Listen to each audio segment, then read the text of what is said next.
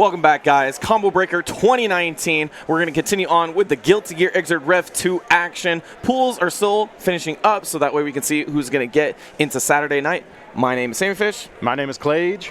Yeah, and it's been a great night so far. We've been watching the Guilty Gear. It's been great. I mean, if you're really looking through these pools, you're understanding that, I mean, these are some stacked brackets. And this is what Combo Breaker is what is showing up for Guilty Gear, right? This is what the Midwest means for Guilty Gear. It means everybody shows up from across the U.S. and they get together and see who's the best among us. Yeah, over 310 entrants here at Combo Breaker, which is massive. Yeah. So you're going to see killers in every single pool. There are no easy routes to top 48, and it's going to be crazy. There are going to be top players all over the place. We are doing a 3-out system here at Combo Breaker.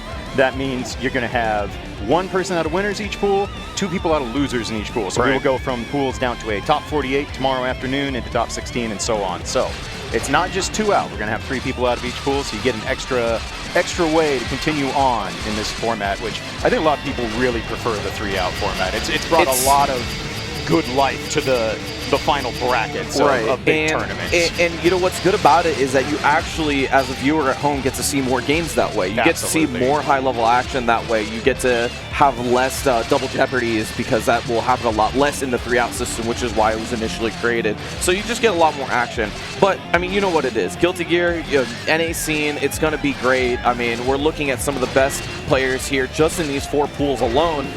So we're looking forward to this. First up, we got for you guys a Faust mirror, I think, because that's red herb on the other side. Yep, that's a Faust mirror. All right, that's how we started this off. Of course, thank you. All you degenerate gamblers and those of you who are fond of RNG, welcome to the show. We are going to play the item grab bag on both sides of the screen. And we're going right in. No button checks here. Away we go. I'm saying that Faust mirror should work like this. You should toss 3 items out, and if one's decided that one's more valuable than the other, you just win. That's it. The round's over, and you move on to the next one. Because really, that's what these end up being. It really is. This is one of the more interesting mirrors in the game because unlike most mirrors where you know everything at your opponent's disposal, you do know it, but you don't know when it's coming. You have to be very aware of those item tosses, what your options are, what your abilities are.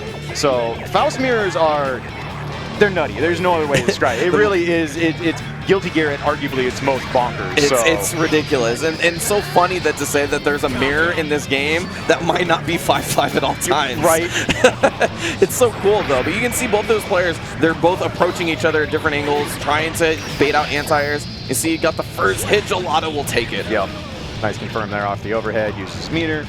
And a red herb goes to the end of that first round with a full bar at his disposal. Oh, all right. Okay, start out with the 5Ds, got the knockdown in the corner. Yep. The big meteor is behind right now. No. Get ready. Armageddon. Very nice. Very nice by Red Herb. Says, nah, I'm not all about that Final Fantasy VII remake. You can keep the Genova signal now. Bruce Willis, we're going the other way. There we go. All right, Red Herb combos into the slap, knocking Gelato into the corner. Good patience there. Waiting to see if we poke out. Black hole now. Who's got the guts? Who's going to poke? little jabby back and forth. All right. I like it. It's such a mini toss in the donut. It's like, here. And then the big Muggums comes out. Doesn't get much done. Red Herb. Yeah, missed the link, but then he got hack and slash afterwards. Yep, very nice. Of course, hack and slash, not actually a command grab. It's actually a proximity unblockable. If you've ever played something like KOF or SNK games, it does not work as a grab. It is a proximity unblockable where you have to be close enough, but it does have a whiff animation on it. And right now, Red Herb with a nice, comfortable Medium Faust. Yep, Medium Faust gets blown up. Gets caught by the teleport, though. It's chunky damage. There's the anvil, no dice. Not quite enough to chill in the bag, but the crouching heavy. One of the most underrated normals in Guilty Gear, I think. People do not respect how good a half-screen low that on counter hit does a grip of your health. Yep. Really is. Combos into scalpel pull as well. It's a great move. I do have to note, though, that Red Herb this is his 2nd round in a row that he's finished with full meter. Yeah. It's kind of interesting because Faust has one of the better, just throw him out supers in the game. Absolutely. Has good throw 'em out supers, has great YRC usage, just like a lot of characters in the cast. Gets some chunky damage with roaming cancel combos. But Red Herb down to his last bit here. Uses the burst to stay alive on the magic pixel. Going to have to make one heck of a comeback. Yeah. Gets chipped out by the bag damage. And Gelato takes game 1. So important. Do not go to grave with your burst. Do not go to the grave with a full stick of butter. It's not what you want to do in Guilty Gear. Resources are precious, and meter is especially precious. I remember back in the AC days, people used to do things like dead angle RC, like just to spend it, because I will not die with the full meter, right? Like without any fail. Like if it means I can get out and get a second chance, I will do it. Absolutely. Yeah. In Guilty Gear, like all fighting games, it's a game of resources. You need to know when to use them, when to get the most out of them, try and weigh your risk reward. But if you're not reusing your resources all, and your opponent notices that, they're going to run amok on you because they know there's no fear of being dead angled. They know there's no fear of reversal super. And that is, come on, that's a Faust player. You have to know that's not the time to burst. And then just go ahead and burst back on the safe place to slap. It doesn't hit, but you don't get punished for it. Right, that's honorable, right? Like no bursts. Let's play this the old-fashioned way. We're doing honorable Faust mirrors. The old school, set the handicaps down to minimum on the old Super Nintendo. There you go. Oh, no, counter hit. Yes. All right, just goes for the knockdown here. Good patience to let the firework bag go off in the background. All right. Combo. Oh, you got the combo? Oh, so close. So close to the juicy combos. Gelato looking to do his inner scalpel. Yeah, that's a Faust mirror thing, all right. Yeah, it definitely is.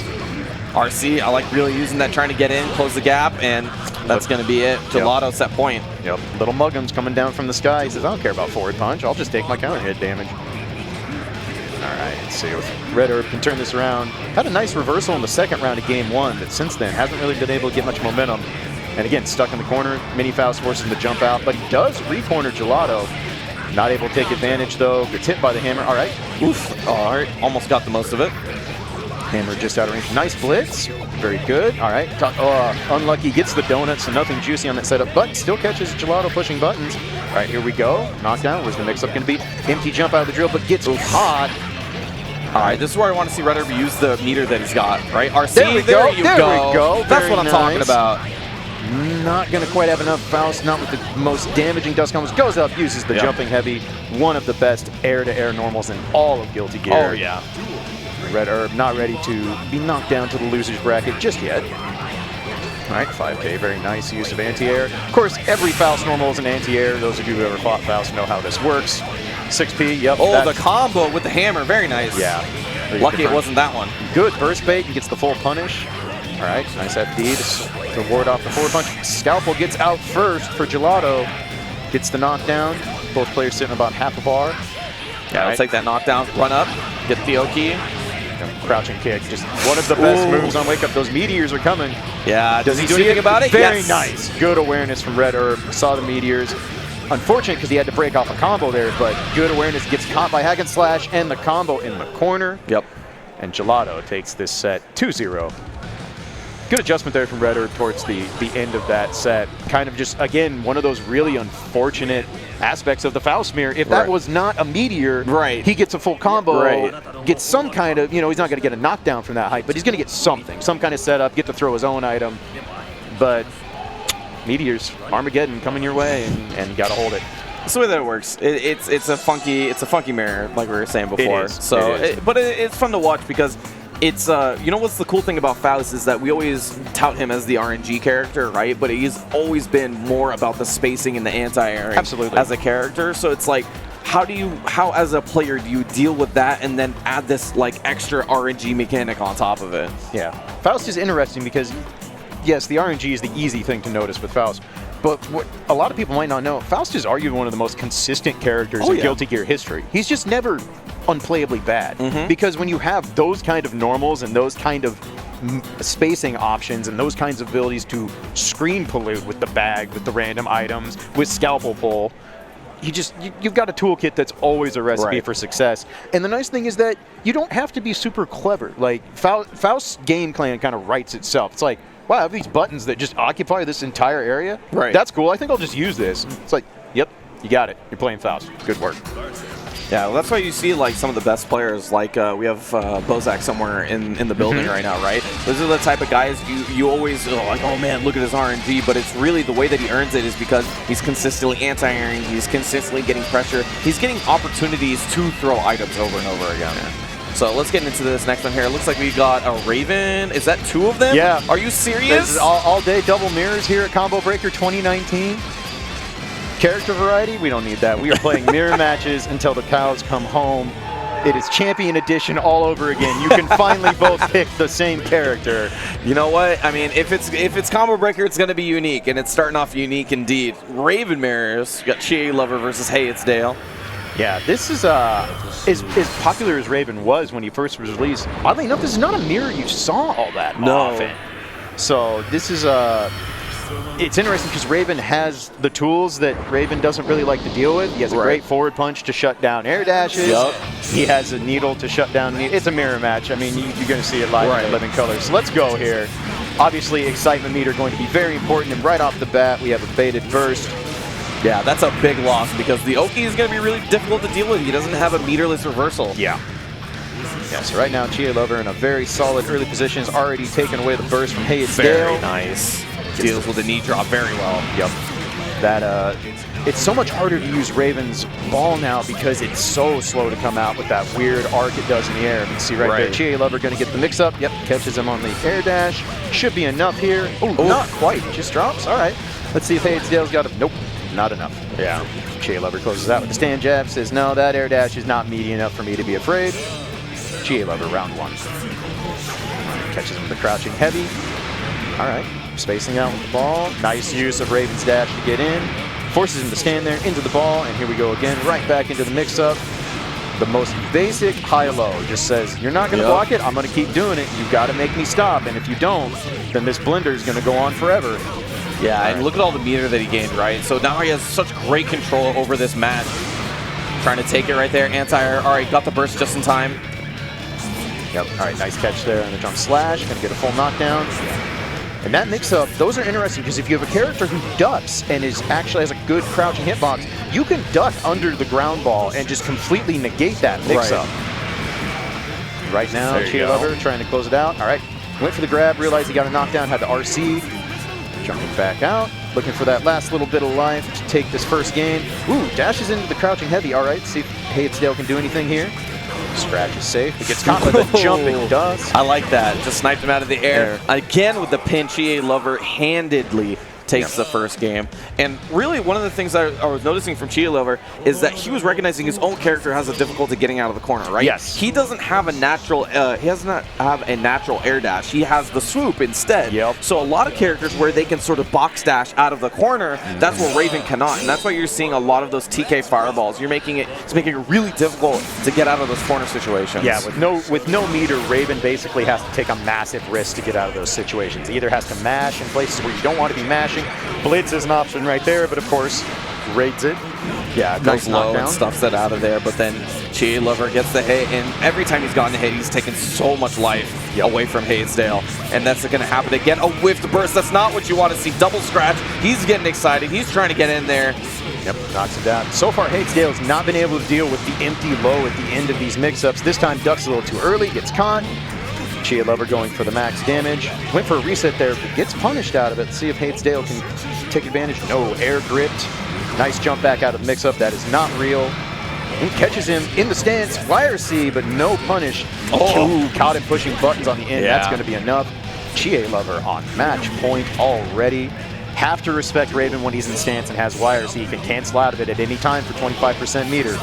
Yeah, and it's kind of difficult because every time HeyItsDale finally gets out of the blender from Chielover, it's unfortunately after he's built a ton of meter. So, like, afterwards, you're approaching a character that has so many options. Yeah, absolutely. Again, Chielover already with a half-life leave here. Has HeyItsDale in the corner, goes to the empty jump low. Here come the mix-ups again. Goes into the stance, trying to bait a poke out, but HeyItsDale being very passive. Finally bursts and gets got. All right, pokes out of the command grab setup. Goes for his own, gets backdash. No command grabs here today for either side. There it is. RC. Chielover making me look like a That's what I'm talking about. And Chielover with the pizzazz. Takes the instant kill, takes the match. Very nice confirm there. Of course, instant kills always bring the hype to get everybody excited. They look like the swag combos. Don't overlook how important it is to know execute setups. Instant kill setups like that are almost always burst safe. And so even if they have a burst on deck, they use it, well, now you bait their burst, they're going to die anyway. But it ends the game. Like, knowing your execute setups, do this with every character you play. Go into training mode when you have 100% meter and you have them in execute range in the final you know, the game-winning point. Right. Learn what you can do. Learn how you can combo into insta-kills. It's a really, really important mechanic. Yeah, and there's a thing to note for all the characters that can do throw, RC, IK, is that after throws, you are unable to burst. Yes. Until you get hit again. So that throw RC, IK combo is unburstable throughout the whole guaranteed. thing. So there is executes. There's executes in with IKs. There's definitely some optimal, you know, tech to do with that sort of thing. Yep. Or if you just want to be swag and make your opponent feel bad. Like, I mean, you know, we have Kizzer in the building. Yep. If you want to be that type of Kai player, you want to just you know, smack him up a bit, you can do that. Absolutely. It sends a message. It's true. Especially if it's the first game of the set, you get in your opponent's head and you're like, this person IK'd me. That happened. Everybody saw it. It's archived on Twitch.tv forever. Yep. What do I do? Your friends are going to clip it. They're going to send it to you. It's like, Lamau, who is this? Sometimes you got to break your opponent's mind before you break their life bar. Absolutely. All right, going to go in here. We have silverhydra taking on Sangmillion. Going to have a Millia Raven matchup. Now this, a little bit different for Raven because while he is incredibly air mobile and likes to move around, he's playing against the queen of air mobility now. So this will be a very different look. Yeah, so we were talking about how Raven kind of struggles to deal with his own Oki. Let's see how silverhydra deals with it with the increased air movement that Millia has. Yeah, absolutely. All right, so let's see. Yep, stands up into it. Again, a lot of players don't realize you can duck those mix-ups, and if you have any kind of a decent duck jab, you can actually just punish Ravens for doing those kind of false ball mix-ups that do not hit the ground. But right now, gets gripped right back into it. All right, good defense, jumps out of the redash. Right, and that's something that Raven can't do, right? You saw the double jump out from silverhydra, just gets out of that situation entirely. Ooh, reads the tech and gets the air throw. I like that. Yeah.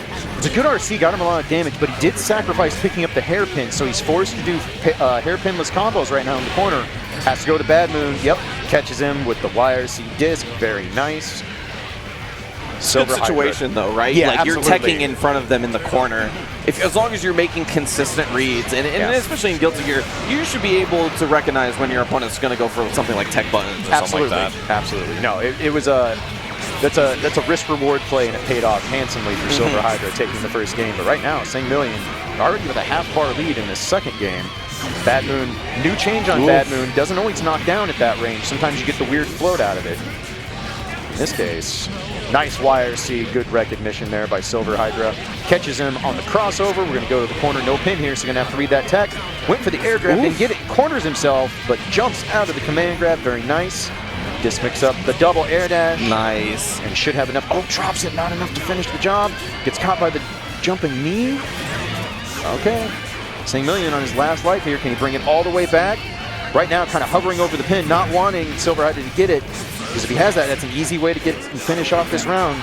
Right, he's looking for that snipe now. You see the angles that he's trying to approach? Yep. There you go, got the roll, and then Digitalis will take it. 2-0 for silverhydra. And honestly, super impressed with how well he's playing without pin. Like, the confidence on how he was playing. He's going, man, I didn't get pinned, but keeping the pressure on Raven, not letting him, putting me in a knockdown situation, that's almost more valuable than having the pin. Something you can't often say for Millia. No, and the thing about a lot of players learn very quickly, if Millia uses the pin and she doesn't have you knocked down, camp on it. You don't want to let her have that back. That is her best tool by far. But you are sacrificing something by that. You are giving up your own mobility and basically telling Millia, well, approach me from this angle because it's my only option. Speaking of which, a reset at the strong angle, and silverhydra pushes, or excuse me, Sangmillion pushes silverhydra to the corner, forces the burst. Wow, the air dash just whips, but all the way able to get in, redash into the scratch, very nice. Yeah, he's got stage 3 too. He's getting excited, so if he gets a super off, it's gonna hurt. All right. Yep, good burst there, got caught pushing buttons. That was going to do a lot of damage. All right. Ooh. Not sure what silverhydra was doing there. Might have been pushing buttons or trying to backdash out, but got caught. And Sangmillion takes this first game of this, or first round of this second game, pardon me. Yeah, Sangmillion a little bit better on the momentum, right? Every time he got a knockdown, it felt like he got a little bit extra, so that's what you want to try to do with Raven. Yeah. Neutral's good in this character, but honestly, you want to chain those knockdown situations often so that you don't have to worry about the neutral situation. Yeah, Millia has the same problem Raven does. Without meter, she doesn't exactly have amazing options to deal with, you know, strong blender type Okazeme. Right. So force her to deal with it. Good confirm into the super. Gonna get the full knockdown. Yep, very nice. All right, another mix-up. Doesn't block the overhead. Let's do it again. All right, would you like another shot at blocking Millia? Very nice. Doesn't block the second overhead, though. Has the burst on deck, but he's sitting on... Oh, is that winger that's going to hit? Yes! Yup. Got the tech. silverhydra on match point now. Classic Millia. Put you in the mix-up. Can you block? Can you guess right? No? Man, that's a shame. I'd be like that sometimes. We've all been there. Yeah. We smirk at it because we've all dealt with it in our lives. But right now... All right, there you go. Yep. Sangmillion, double scratch. That means he gets stage 2. Yep. He's got strong level of excitement meter, can do some serious damage. Ooh, the counter hit. That weird aspect of counter hit where it gets the wall bounce. Not able to really get anything off of it at that angle, unfortunately. Right now, silverhydra needs his pin back, opts to go get it, but gets caught by scratch again. Oh, it whiffs. Millia has a tiny hitbox, scores the gold burst. Let's see what silverhydra wants to do with this. To the corner. Nice knockdown situation. He's got meter to be here. Sangmillion gets out with the burst. Yep, I like that burst. That is a burst safe point. Millia would have had to commit it to meter to break that. Nice dead angle. Let's see if silverhydra is going to try and run this all the way back. All right, Sangmillion does have meter, but gets caught again. Will he opt to try and reversal out or dead angle? Jumps out of the mix-up. Gets opened up. Ooh. Opened up again. Oh, a drop. Can Sangmillion take advantage? Take the second game. Gets caught by the hairpin. Knocked down. And he's getting opened up over and over again. He hasn't had the opportunity to reestablish the neutral. And silverhydra knows he can't let him out of the corner. The 2H came out before the Digitalis. Sangmillion was able to take it 1-1. Yeah. Don't know if that was what Sangmillion wanted. You don't really want to be trying to open mash jab with crouching heavy, but listen, I don't know, but that works. But it works. I don't know. Sometimes, maybe he plays a Millia player 24/7. Maybe he knows 2H beats Digitalis in that situation. I don't know. But what I do know is that he tied it up, and that's exactly what he needed. Yeah, no. Sometimes the button gives you what you need, and now Sangmillion has a lot of momentum. Let's see if he can take advantage here. Yeah, this is where silverhydra needs to crawl back out of it, right? He almost had it there. He almost had the comeback. Just needs to take it, recognize that he is doing well on Oki. He just needs to get that situation against Sangmillion, though. Feels like the momentum's in his favor. Yeah. All right, drop that side double. Gets caught by the reversal. Give him the poke. He's going to kick it to the corner. And Sangmillion with a nice life lead here in this first round of the final game. All right, catches him with jump heavy, very nice. That should be a knockdown into the mix-up. Oh, almost able to bait the defense out, but not enough. He is not blocking forward kick right now. If I'm silverhydra, I'd do that all day until he proves to me it can be stopped. Comes a mix-up, catches him with bad moves. Sangmillion just not committing to blocking high right now, and silverhydra is eating him alive for it. Now on match point. Yeah, there's a couple Iron Maidens in there, the hair car, I guess. It's been catching him over and over again, so I feel like Sangmillion's kind of afraid in the high-low situation. Yeah. 6K is such a good tool if you know that it's going to work out. Absolutely. And sometimes you just need to commit to trying to fuzzy block. Even if you miss, sometimes doing that is better than just sitting there and taking a raw guess. Yeah. All right. Both players looking for that key knockdown to start things off. Oh, resets into the dust. Baits the burst with the roll. Very nice from silverhydra. Doesn't get the knockdown, though. Trade on the Iron Maiden. You see, this is the problem with Raven. He can't get out of the corner because of his air dash. silverhydra, knowing that, is just controlling the range in front of him. The Iron Saber doesn't knock down there. Gives Sangmillion a little bit of breathing room. Can he run this all the way back? Fighting for his life right now. Not enough. Try to reset in the dust, but backs out. Oh, gets caught. Did he try to anti-air with dust? What the heck? I think that might have been anti-air dust. The old Midwest classic, but it doesn't pay off. Right now, Sangmillion still alive, trying to fight back. Catches the knockdown. Oh, already jumped out of the way. He switches it up. He gets the hit, and silverhydra able to take it over Sangmillion 2-1. Yeah, that was a bit of a bold attempt on the wake there. Empty air dash into grab requires a lot of time and startup, especially against a character like Millia, who's of course fast, twitchy, and if you give her a chance to jump, of course she's going to jump. She's one of the best air characters in the game. So a bold mix-up didn't quite pay off. Silverhydra going to move on. And we have more pool action coming for you right here, right now at Combo Breaker 2019. Hope you're enjoying Xrd Pools. Yeah, I certainly am. And you know, every year, Combo Breaker, or I guess I should say the Midwest in general, has really been a home for Guilty Gear. So you know whenever you tune into a Midwest tournament, you know that it's going to be a top-tier Guilty Gear action. And every time I come to the Midwest, that's what I'm looking forward to, right? Yeah, absolutely. And this is not because, you know, it's just Combo Breaker is a good tournament. It is, absolutely. But there's another aspect to it. This is one of the most historic scenes in Guilty Gear in the United States. Midwest has held it down for so long. When you think of the best players at AC, many of them came from this region right here. So when we come back to it, even in the next version, the next iteration of Xrd, it still shows, because it's not only a part of the game itself, it's not only the love for it, but it's a part of the culture in the FGC when you come to the Midwest. Yeah, and speaking of that culture, those of us who have been playing Guilty Gear for a long time, we have our boy SuperFX. He's been playing Guilty Gear since the XX days, just like myself. Over 15 years now playing this game in the Midwest. And you're going to get some more Millia action, but now SuperFX's Ramlethal going to take on Kayloud's Millia. Right. This is a matchup I gotta believe Millia definitely enjoys more than Ram does. Unfortunately, Millia can kind of access the knockdown situations a little bit easier than Ramlethal can. However, if Ramlethal can get Millia in the corner, she doesn't have defensive options that are worthy to talk about. So as soon as she gets him in that situation, it's going to be over. However, as a player, we know that SuperFX is more neutral-based as a Ramlethal player. He likes to use the swords in a way that sort of screen pollutes and kind of makes it difficult to get in. It's unorthodox for a Ramlethal player, but we've seen so many players struggle to play against it that you cannot say that it won't work versus a character like Millia, who wants to get around and use the screen to get in. And you saw it right there, a long batch of neutral, but SuperFX never able to confirm and get that corner knockdown. So Kayloud right now get the first chance at the Okazeme. Yep, nice burst. I like it to get out.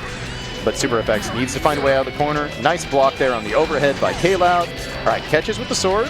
Not able to confirm anything there as it wasn't a counter hit. Again, looking for his spots. Goes for the empty. All right, finally gets a knockdown. Let's see what SuperFX can do. He has exactly what we want. Ramlethal in the corner gets counter hit, knocked out. All right. Kayloud. Yeah, unfortunately the knockdown that he got in the corner didn't give him good time to set up, right? So it's a single sword. He knew that Kayloud was like, all right, if I just block this, I'm out, and that was certainly the case as Kayloud takes the first round. Yeah. And again, you're going to see that's the dichotomy of this matchup. Ram has probably the stronger Okazeme once she's in the corner compared to Millia's, but Millia just has more consistent access to it and easier ways to set it up. That's the difference that's going to go on. If SuperFX can ever get that really juicy sword mix up in the corner, you can see this go completely different. All right, unfortunately, SuperFX corners himself, and now he's going to go for the ride. Knockdown, he blocks his way out. Nope, gets caught by crouching slash. Going to do it again. Hairpin knocks down. Secret Garden mix up. Nice dead angle, but the Secret Garden going to keep him there for a little bit. But that's about the best situation you could hope for through SuperFX. Yeah, it's just trying to space out. You see he's actually holding a single sword because he wants the bigger normals versus Millia. Yeah. But he's unfortunately unable to keep him out, find him in the air, almost completed the combo. Yep, SuperFX down to his last pixels of health here. All right, catches him on the knockdown. Can he make the most of this? Very good patience by Kayloud. Catches him with the jump punch. Not enough to finish the job. Down to the last bit. All right, there's confirmed. Let's see what SuperFX can do here. All right, catches on the mix-up. Will there be a burst? There it is. Did not bait it. Yeah, that's a scary situation. That's hard to deal with. It is. Kayloud is able to take it. And a lot of the times, you know, Ramlethals have gotten really good at baiting burst because it's something that they get often. If you don't know, the way that you get burst back in this game is not only by time, by amount of hits, not the amount of damage that you take. So a character like Ramlethal who does a ton of damage or a ton of hits in her combos, and also her combos take forever, means that you get quite a few bursts in a set. Yeah, way more than the average character. And right now, Kayloud starting the second game off with a strong opening, already has a 60% lead, catches with the forward punch, baits the burst. Tough spot for SuperFX right now, gonna have to handle the Rose. Yep, this is a tough mix-up, of course, gets caught. Kayloud can be able to confirm, should have enough. Yeah, you get the combo off at left shaker for the knockdown, but he OTG'd afterwards. Kayloud's set point here. Yeah. Just a tough situation. Again, if you're Ramlethal, you can't get knocked down early in this matchup. You just don't have what you want to get out of it. You don't really have a good reversal or a fast normal you can use to poke out of Millia's mix-up. And right now, Kayloud just playing very clean, keeping his Okazeme nice and tight. Picks up the pin. We're going to do it again. Catches on the forward kick. Drops the combo, but Yeah, still in the same situation. Had meter to fix it up a little bit. He found some 5Ps in there to get out. All right, there we go. Going to get a good amount of corner carry, not all the way to the corner, but all right, catches him. Now this is the time. SuperFX run this all the way back. Able to jump out, just not able to set up that position where you're too afraid to push buttons against Ram's corner mix-up. Kayloud escapes for now. Nice job knocking out the swords in the air. Very smart usage. All right, SuperFX uses his burst down to his last legs here, see if he can make a miraculous comeback.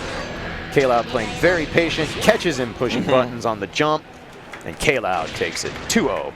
Yeah, Kayloud played that really well. You can see that, you know, despite that Ramlethal having better neutral, technically because she can set swords, one of the things that Kayloud was doing was he's constantly killing the swords, right, before they were setting up. So he's like, all right, cool, if you're not going to approach me and just set up swords, I'm just going to kill them and wait it out. Yeah. And that's honestly the way to do it if you're going to play against Ramlethal.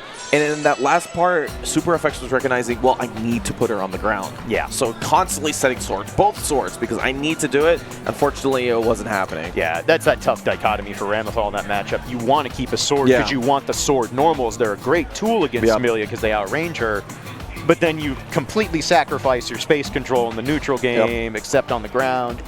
Millia's not going to be on the ground all that often. It's a tough matchup for Ramlethal, it really is, but it's one of those, if you're Ram, you have to kill them as soon as you get your opening, and just Paul was never able to score that key knockdown and make the most of it. But now, speaking of other Midwest classics, we have the Venom legend himself, straight out of Chicago, blackSNAKE, taking on lettucemode. If you like Venom play and you like the flashy, creative Venom play, you're going to get your fill right here, right now.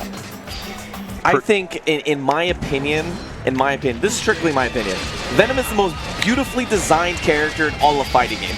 The fact that he works as a character blows my mind to this day. Yeah. And you know why I think that? Is because of blackSNAKE. Yes. Because when I watched videos of blackSNAKE when I was younger, I was like, this guy is unreal. This guy is something else. He, in my opinion, has pushed Venom in the United States as far as it possibly can. He showed that this character can be played at the highest level here. We're going to get to see him here. Yeah. I think that was versus a Faust? Yeah.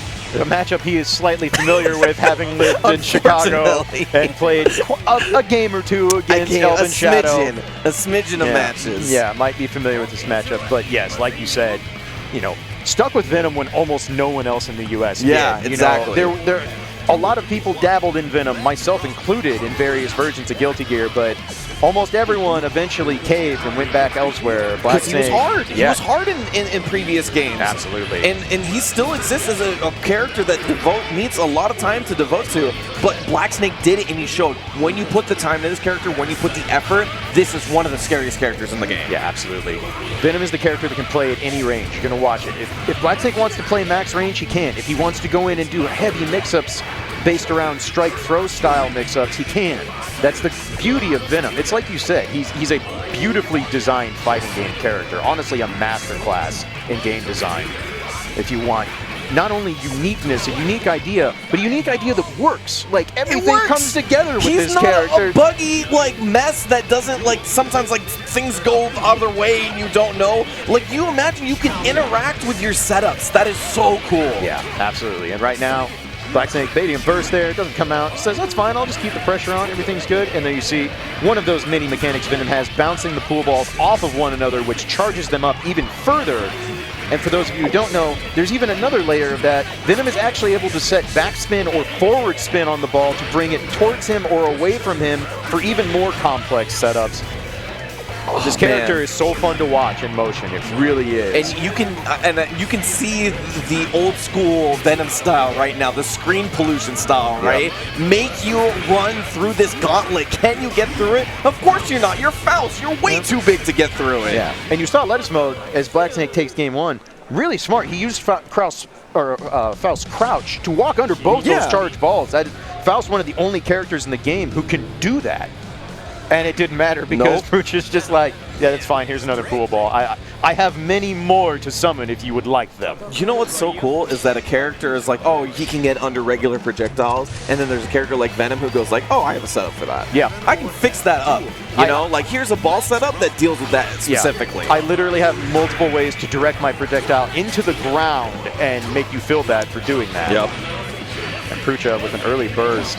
There's something you don't see very often. Of course, Prucha notorious for holding onto his burst for long periods of time. Catches lettucemode pushing buttons. This is another thing Venom is amazing at. His normals and his strings all have amazing frames on them. Yep. Venom is so hard to push buttons against. If there's even a single ball available to him, you have to respect it. And if he has 25% meter, you have to respect it. Because much like Kai with Stun Edge YRC, Venom has Stinger Aim YRC, which is one of the best projectiles in the game.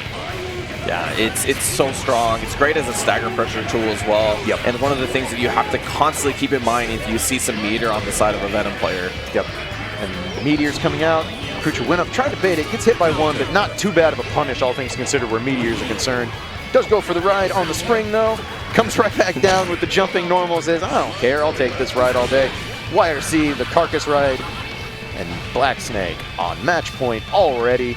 Yeah, he's certainly strutting his confidence in the matchup right now, and you know, all power to him. That's definitely what he's earned after years of playing a guy like Elven Shadow. Yeah, literally has played Elven Shadow for over a decade. So again, a matchup he's seen throughout the annals of Guilty Gear in various versions. And honestly, this is a really fun matchup. This is a matchup that typically usually falls to pretty even. Yes. And I would say in this game, a similar, you know, range. Both characters have ways to work around each other's ideas, but in general, Venom is a little bit more consistent in XrD right now. A lot of people have started feeling like Venom is probably a top 3 character. He's in this amazing. version. Yes, absolutely. And you've seen so many players have success with him both here and overseas. It's getting hard to argue against. Yeah, absolutely. I mean, the amount of pressure that this character can put on, he's so unique in his style of being able to deny people meter and you know, and resources and stuff like that. You see blackSNAKE go up 2-0 over lettucemode. Unfortunately, it just looked like he was constantly in control, even during when lives were pretty close. When Venom is going right, he is oppressive. Yes. He absolutely does not let you breathe. He does not let you move. He controls everything at all times. Even if he has to back off, if there's one pool ball available, he's still in control. Yes. It doesn't matter. He doesn't have to push buttons. The threat of him knocking that pool ball away, or teleporting to it, by the way, that's something Venom gets to do at his leisure. What do? You have to respect him. And the dichotomy is that if you ever do knock Venom down, his reversal options are awful. He has some of the worst defensive options in the game, but you don't have to play defense if you're always putting the pressure on your opponent, so why not?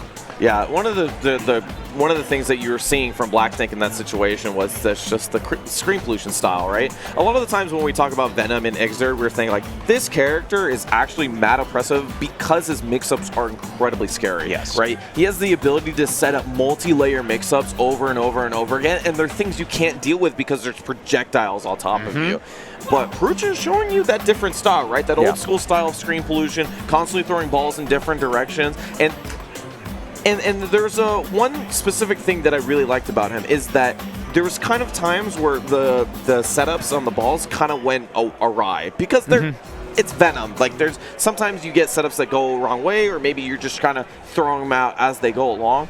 But he's played this game for so long that he can actually play that stuff on the fly. Yes. And that's when you become a top-tier Venom player, is that when you can look at those ball setups and they go in a different way that you've never seen before, and he goes, oh, okay, that means I can do this, right? That means I can teleport to this and work in a way that makes it so that this setup that I've never seen before is still something I can work with. Yeah, super powerful improv character. As I've said on commentary before, he's the most malleable character in all of Guilty Gear. You can watch 5 Venom players play 5 matches in a row, and you will see 5 different characters as the way they play. You can be the most complex character in the entire game, or you can keep it as simple as it gets and just hold all these frames. The charge balls, you're going to hold this forever, and I'm just going to slowly chip you out, and if I ever open you up, well, I win. It's absolutely amazing to watch in motion, and if you're ever trying to get someone interested in Guilty Gear and they want to be like, why should I play this game over other fighting games? What does this have that other fighting games don't? Venom's a good place to start. Absolutely. Venom's a good place to start. I guess we're in Chicago. Chicago. Is just running through the gauntlet right now. I guess we're in Chicago because it's just all-day Faust Mirror Day here. It's only appropriate that the character that throws donuts on the screen shows up as often as Dunkin' Donuts does here in Chicago. So here we go, another Faust Mirror for you all. Red Herb versus Coach going in. And like we said in our opening round of these pools, Pray to RNGesus and hope you know how to confirm off each item or you're going to have a bad time. Yeah. And Coach, channeling a little Osaka B from the olden days here, says, I'm just going to sit on the pogo and have me a good old time. You are dizzy, sir. Oh, boy. Red Herb takes round 1. Very nice. That's definitely some old school stuff right there, using flower as wake-up situations. Yup. Actually, one of the things I've been recognizing from a lot of Faust players recently is that they've been using the flower a lot because it's a strong projectile. Yep, absolutely. Speaking of strong projectile, this is the second Ultra Meteor we've seen today, and it did nothing. Yep. Both of them just went quietly off the screen. Armageddon was averted. Nobody really talks about it anymore.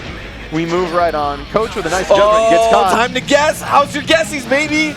Where you at? Oh, no! Oh, the purple does the most damage. Get ready, because it's gonna hurt. Oh!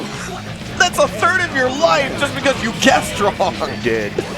The chunky damage. Shoutouts to Concho and Gregor. That's all it took. The reversal not baited. You guessed wrong on the... That's disheartening. Like it's easy to joke and talk about how bonkers this matchup is. That is disheartening as hell if you are playing in a tournament. You're like, things are going good, things are going. I got mixed up. All right, it's fine. I still have another shot. I can play the cuppy game. Maybe not eat a ton of damage. Maybe I'll even get the angel. No, you will take 2/3 of your bar, sir, because you chose the purple Grim Reaper. And now you're dead. Can you imagine you go to a festival and you play the cup game and then you just wake up the next day and you're 65 years old? Right.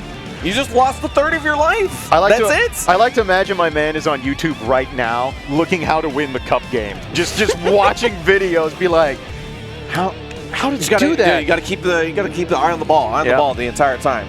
Yeah. Shoutouts to I can't remember which version it was. I think it was it was either XX or Reload, where you could always hit hard slash, the instant Concho hit, and you would always get Angel, no matter what they did. Oh yeah, right, because in the old games, you were actually in a chicken match between each other, right? Yes. If you can hit the button before the opponent can, you actually won. Yep, and it always read the other person's button first, so if you mashed heavy slash, you always won. They took that away, and now Faust gets to make you play the guessing game. It's more fun to watch, but I actually just enjoyed having a mashing match between two people. Absolutely. Second game here, Red Herb versus Coach right here. No thank that you. That is the most Faust thing I have ever seen. Dust the iframes to get out and jumps up into the meteors, swatted back to the earth. Faust mirrors are a treasure, ladies and gentlemen. And we have a fairly even second game in the first round here. Oh man, he's gotten some bombs. Yeah, that catches him on the counter hit. Counter hit! And there we go. Red Herb on match point. Clearly earned with those sweet meteor actions. Oh man. This is exactly what I want to see from Faust mirrors. You know, we could sit here and talk about the footsie-oriented aspect of Faust, or we can just go in and toss some items. Right. There you go. Have a candy bar. Life is good. Feeling hungry, have yourself a Snickers. Hold this bag. It's got some explosives in it. All right. There you go. Coach finds his way in. No knockdown, so he tries to jump back out of the way. Yep. All right. Coach getting a little momentum here. Down to his last legs. Being forced on match point here. Let's see if he can run this back. Gets the knockdown. All right. Hammer. Golden hammer. Had to block both of those. And very nice. Some fortunate RNG this time around for Coach. Hammer, one of the best spacing tools in all of Guilty Gear. Yeah. Have to respect it. You cannot get counter hit by Hammer. That's a bad time. Yeah. Good stun properties on it, and just has a great arc on top of it. Yep. Interesting use of the teleport there. Might have been going for some kind of okey doke, but doesn't quite work out. So Coach able to escape the corner. Nice air grip. And scalpel pulls back and forth. We got some fireworks on deck. Jackpot bomb. Yep. Everybody has to wait. All right, Coach opts to use his burst, get a little breathing room here. Donut and a bounce pad. Bounce pad still sitting there. There it goes. Nice confirm. He comboed off it. That was sick. Very nice confirm from Red Herb there. I like it. But gets gripped into the corner. Coach trying to make the most of this. Force it to a third game. Gets comboed into the hammer, but a counter hit. All right, here we go. All right, Red Herb opting to burst, give himself a little bit of space. Donut and a little Muggum's coming behind. Oh my god, the throw. He tosses him over. Yep. Yep, had to wait. Little mini Faust will always force you to wait. Nice block on the teleport. Oh, the overhead trades with the drill. But every trade going in Red Herb's favor, he just needs that little hit left. Coach trying to whittle him out. Oh, it's either way! Oh, that's a hit! Going my way! Just needs a pixel, and it's the OTG that's gonna do it. Very nice awareness to OTG with crouching heavy there afterwards. And Coach turning this back around. Getting a little messy, but you know, sometimes that's gonna happen. You show me a clean Faust mirror, I mean, you're right. And I will show you a liar. All right, here we go. Final game of this set. Red Herb versus Coach. There you go, gets the scalpel pull. Nice burst timing on that too. Yep, got to be very careful if you opt to burst the slab. It's very easy for it to whiff. You get punished because you burst it at the literal top of the screen. Red Herb with the early momentum. Chocolate bar goes in, drops the combo though, and corners himself, and a bad burst. All right, Coach gets a bit of a gift here. Can he take advantage? Nope, re-cornered, hit with the overhead. Red Herb opts to keep it simple, gets the knockdown, gonna keep his pressure up. Poison behind. Poison does have block stun on it, so he had to wait it out. There you go, scalpel pull again, just runs into it. Yep. Has a little meter. Oh, he gets a little guy. Yep. That's good, that's good. He's going to be able to try to hold him down in there. Oh my god! Oh, that's it, that's it! Here we go. Can Coach take advantage of this jackpot meter? You have to hold it. Where's the mix-up? Gets caught! Oh, gets in the run. Tech buttons! The burst! Oh my god. We got a bomb on screen. Blocks the mix-up. Oh, no punish though. That was Coach's chance and gets caught by Far Slash. He had a couple of chances there to even combo into the meteor or use it to get him in his game-winning situation, but wasn't able to do it. He did a nice job forcing him to air FD and destroy all his meter, but just not enough to finish it off. And Red Herb back on match point, but already down about 40% in the second round. Nice confirm on the counter hit, and the meteor's coming. That was so good too. He used it as almost like an Oki setup. Yeah, that was really nice timing, good situational awareness. Oh, gets caught at the very back of the bounce pad. That's a lot of health. That's a chunky amount of health the Coach just got back on the jackpot candy bar. But he's cornered once again and gets caught by a crouching kick. Red Herb with the full confirm, very nice. I love that Red Herb is just constantly keeping the pressure up. He's not letting Coach get a second to think about how to approach absolutely this. Not. The bomb keeps Coach cornered, down to his last pixels of life here, trying to get this to a third round. Oh! The drill, but gets caught. Oh, man. Yeah, that was so smart from Red Herb there. He was just recognizing how Coach wanted to play. Coach wanted a second to breathe, and Red Herb would not give it to him. Yeah. And honestly, like when you're thinking about mirrors in that way, that's one of the things that you can do the best. Start playing the player because you're not going to start playing the character. Yeah, absolutely. It's all literally it is the situational awareness matchup. You don't get to have a game plan and just stick to it when you play a Faust mirror or when you play Faust in general. Your job is to go, here's where they are, here's where I am. That's basic neutral. Now, what item did you get? Right. Because that changes everything. It's like having the choose your own adventure, but there's 27 paths all sitting in front of you all at once, and you have to be like, this one. And hopefully you didn't get eaten by a Gru and things go on. But a double Faust matchup, that's even harder because now you're going, all right, cool, I got my item, this is what I want to do. Oh no, that's his item on the screen, back it up, let's re-roll this, rack it up.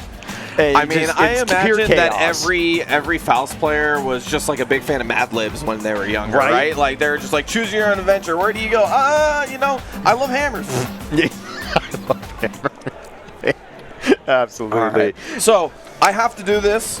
I have to do this because as a fan and as someone who has recognized me as his fan, I have to do this. We got next up for you, Canada's own Deb. Yep. And the reason why I have to do this is because this is one of my favorite players in all of North America. Yeah. And the reason why that is because of how he approaches every single matchup, his methodical approach of how he approaches opponents, of how he approaches, how he spaces with a character that is not known to be a more space-oriented, footsie-based character. He makes it work with this character. Yeah. So, Deb, I've done you service right now. Please, when you watch this back, clip it and send it back to me. I love you and your gameplay. And he's going to play against AngryBlack. This isn't going to be easy. He is one of the better Johnny players we have in the United States. Yeah, this is a classic Guilty Gear matchup right here. And if you like a good old-fashioned beatdown, welcome to the show. You're about to see some damage. Both these characters get ridiculous rewards off counter hits. Both of them do a grip. Oh no, he spent 3 coins on that. He didn't get a single level. That is a huge loss. AngryBlack only 2 coins, so he's going to have to think about using that meter just to get it back. Yep, and he gets caught by Fafnir. Dev going to take his knockdown, and here we go. Basic soul mix-up catches him in the dust loop. The big damage gets the full knockdown. Here we go.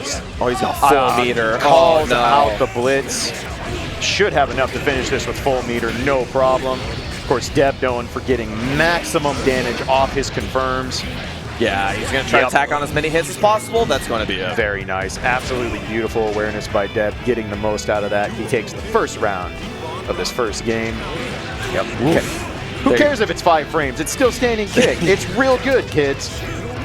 All right, AngryBlack gonna have to be a little bit more knowledgeable with his coin awareness. He's been spending coins, but he's not getting hits off those coins. And if Johnny's not at level 2, he's not nearly as threatening.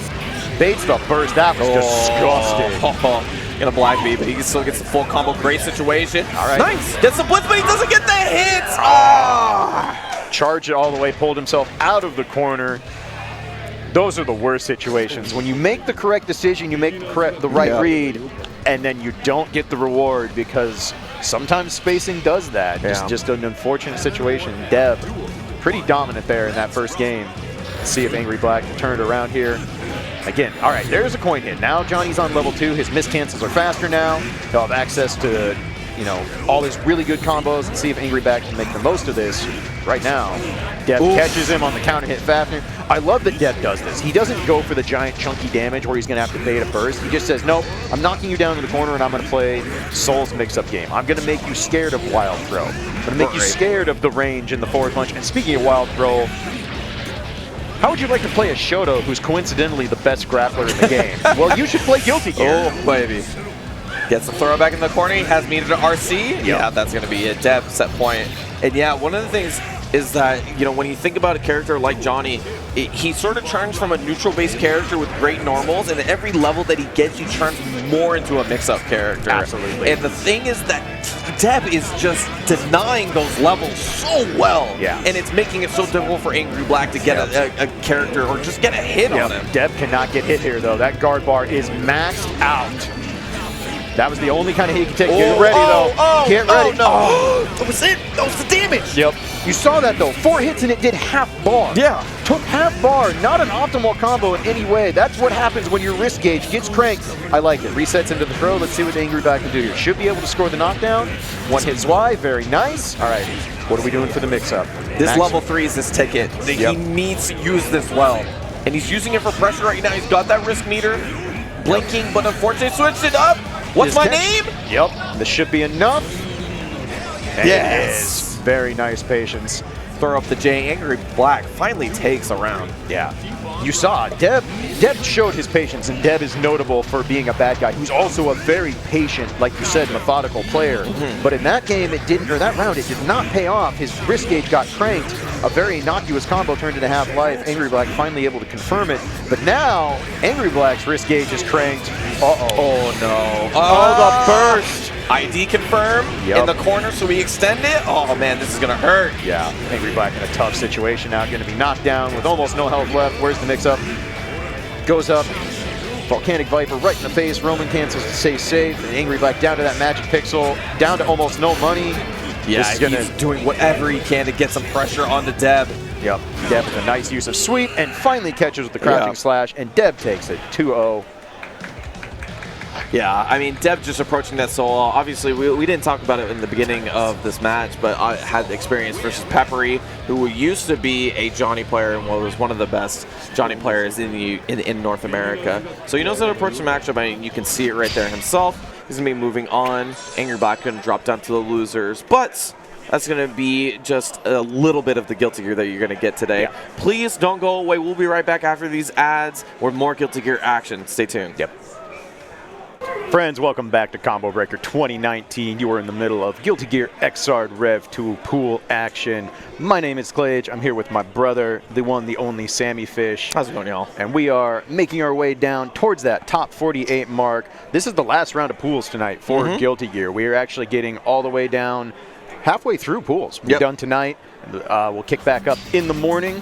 But right now, we're trying to set the first half of that top 48, so we have some more action coming for you. Coming up right now, we have Kayloud taking on second state. Of course, Kayloud we saw earlier playing Millia. Pretty convincing win over SuperFX's Ramlethal. Yeah, I mean, just a solid play for him. You know, you recognize that he has a very good handle on how the character's supposed to be approached from the air and in neutral as well. So I'm really looking forward to seeing how far Kayloud's going to go in this tournament in general. Yeah, absolutely. Millia is one of those characters that she rewards clean play better than most. Because if you just, her toolkit just works. If you just play clean, you're in good shape. There's a reason Gay was one of the greatest Guilty Gear players for so many years, because he wasn't the flashiest Millia.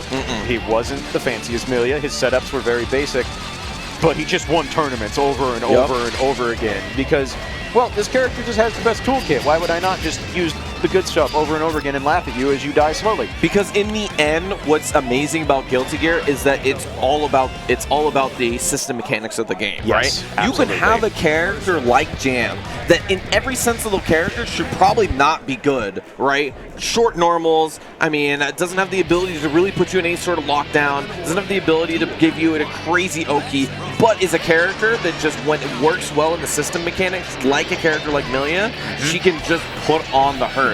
We got Kayloud versus second state. This is going to be versus May, and you're going to see May is a heavy set play character with great normals. You're going to look for Kayloud to never give second state that chance. Yeah, absolutely. Secret Garden mix-up coming. Nice defense by second state, but finally gets opened up by the forward kick. We saw that get a lot of mileage in that matchup for SuperFX. Right back into the Secret Garden mix-up. I like this. Secret Garden, of course, one of the most oppressive Okizeme tools in all of Guilty Gear. Even if you knock your way out of it, even if you manage to hit Millia, it doesn't go away. It stays on top of you. So if you dead angle, you burst, you manage to counter hit her away, doesn't matter. That bubble is staying on top of you, and you have to hold it. Yeah, and oh no. There we go. Nice use of the forward kick. Not able to get much. If I'm Kayloud, I'm doing a little caution. Oh no. Oh, God. Jeez. Oh, that's...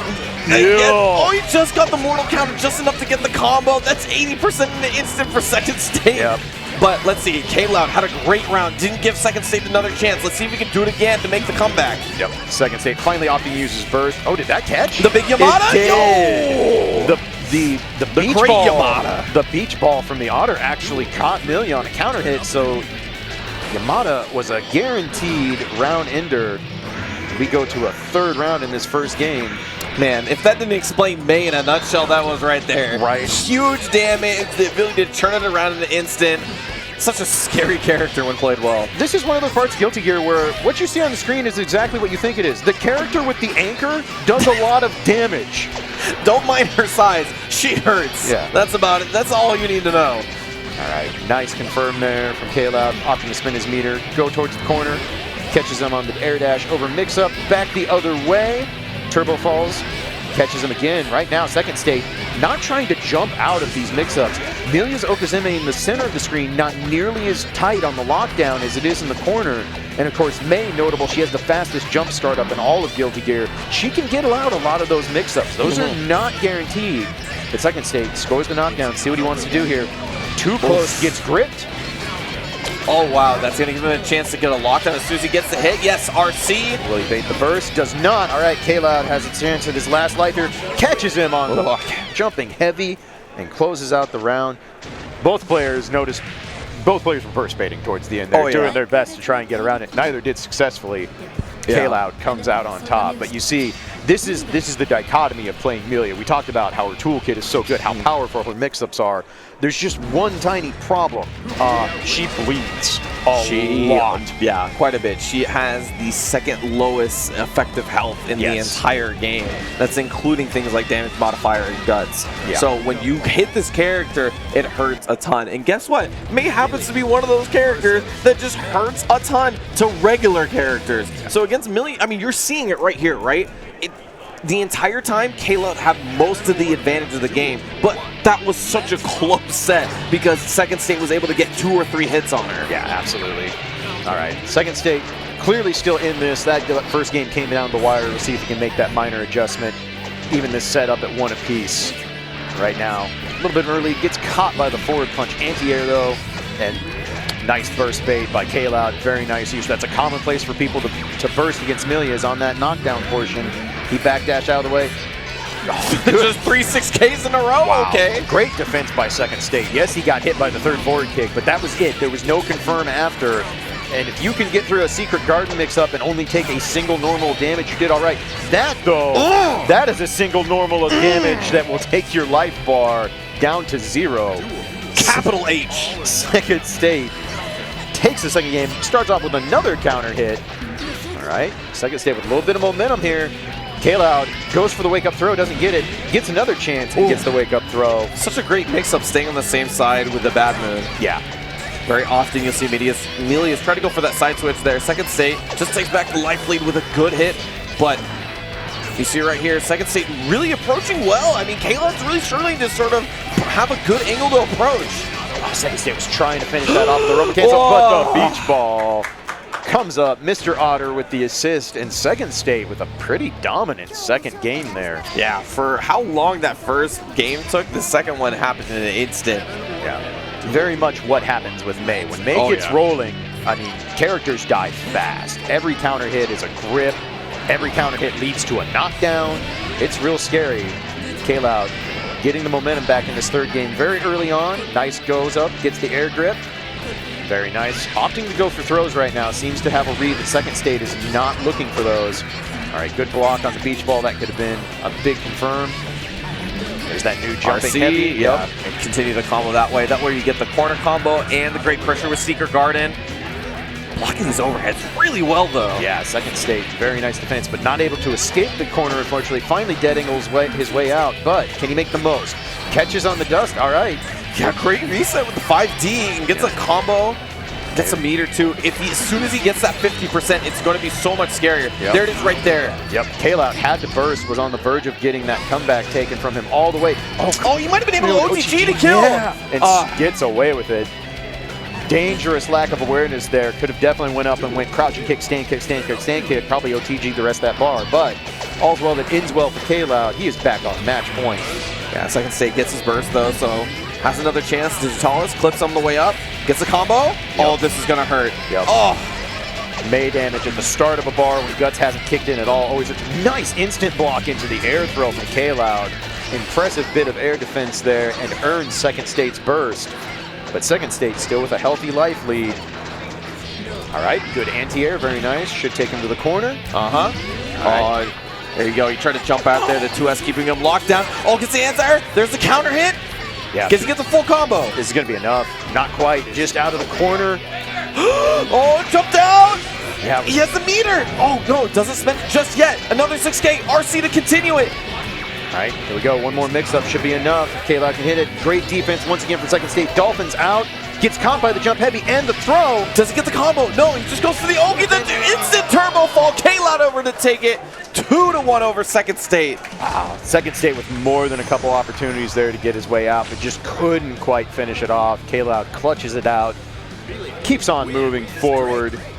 And on top of that, that was on top of impressive overhead defense. Yes. That's one of the things that we always see versus players versus Millia, right? They just block low naturally. That's what you're trained to do, hold down back. Millia having some of the best overhead opening options in the game with things like 6K and Bad Moon, but he blocked so many of them. Unfortunately, it didn't lead to anything afterwards. That's the strength of Millia. Blocking 6K doesn't mean you've won. Yeah. Just because you block the overhead doesn't mean that you're out of the situation. She is essentially, it's still her turn if you block 6K. It's a normal. That's how good that move is. She gets to cancel it. And if she has any of her other toys on top of you, whether it be Disc, Secret Garden, or anything else, well, it's definitely not your turn. You sit, and now you do it again.